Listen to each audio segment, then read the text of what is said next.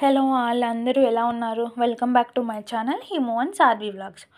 ఈరోజు స్పెషల్ ఏంటో మీకు చూస్తేనే తెలుస్తుంది కదా. కజ్జికాయలు, బెల్లం, వేరుశనగ గుళ్ళు, అలానే నువ్వులు, కొబ్బరి ఇవి మాత్రమే వాడి ఎలా చేయాలో చూసేద్దాం. రవ్వ, పంచదార కూడా నేను వాడలేదండి.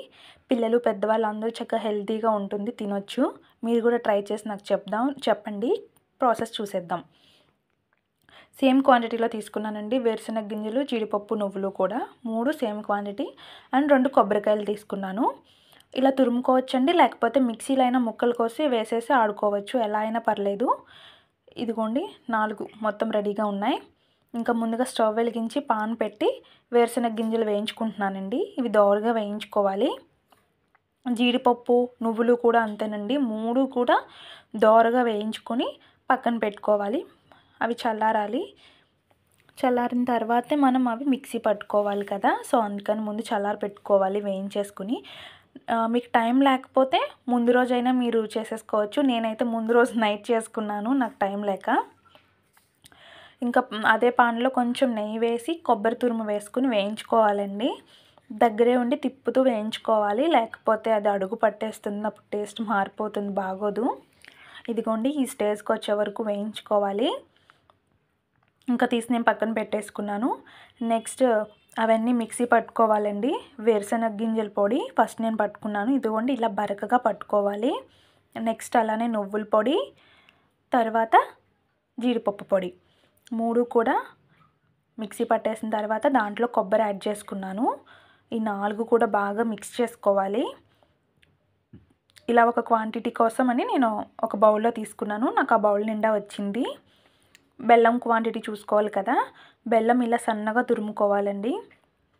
ఒక పావు వంతు తగ్గించైనా తీసుకోవచ్చండి బెల్లం. ఆ గిన్నె నిండా మనకి పౌడర్ వచ్చింది కదా, పావు వంతు కన్నా తగ్గించి తీసుకున్నా మనకు ఆ స్వీట్నెస్ అనేది సరిపోతుంది. ఫ్లేవర్ కోసం కొంచెం ఇలాచీ పౌడర్ వేసుకున్నాను. మొత్తం వేసుకుని బాగా మిక్స్ చేసుకోవాలండి.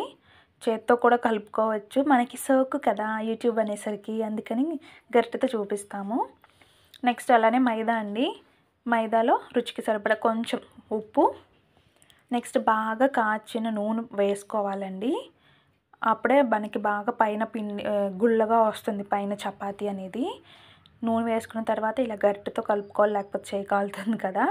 నెక్స్ట్ నీళ్ళు పోసుకుంటూ మనం చపాతీ పిండి ఎలా కలుపుకుంటామో అలానే సాఫ్ట్గా ఆ మాదిరిగానే కలుపుకుని పక్కన పెట్టేసుకోవాలి ఒక 10 to 15 minutes.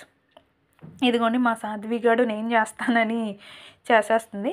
ఇప్పుడైతే చేస్తా అంటారండి, పెద్దయ్యాక ఎలాగనో చేయరు కదా మనకి వాళ్ళు.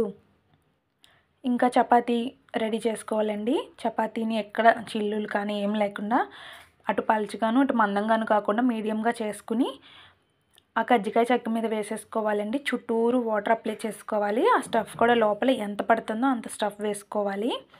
ఇంకా ఇలా దగ్గరికి నొక్కేసి గట్టిగా నొక్కాలండి. నొక్కితే అది బాగా స్టిక్ అవుతుంది. వాటర్ అప్లై చేసాం కదా, స్టవ్ బాగానే స్టిక్ అయిపోద్ది. మిగిలిన ఎక్సెస్ పిండి అంతా తీసేసి మనకు పిండి ముద్ద ఉంటుంది కదా, దాంట్లో కలిపేసుకుని మళ్ళీ ఉండలు చుట్టేసుకోవడమే. ఇదిగోండి ఇలాగా వచ్చేసింది కదా నీట్గా. నెక్స్ట్ ఆయిల్ కూడా రెడీ అవుతుందండి. నేను ముందే పెట్టేసుకున్నాను ఇటువి చేస్తూ. ఆయిల్ కూడా హీట్ ఎక్కింది.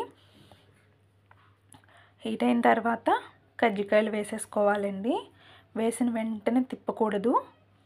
కొంచెం అడుగున ఎర్రగా అయినప్పుడు ఫ్లిప్ చేసుకుంటే చూడండి, ఈ స్టేజ్లో అలా ఫ్లిప్ చేసుకుంటూ అటు ఇటు వేయించుకోవాలి.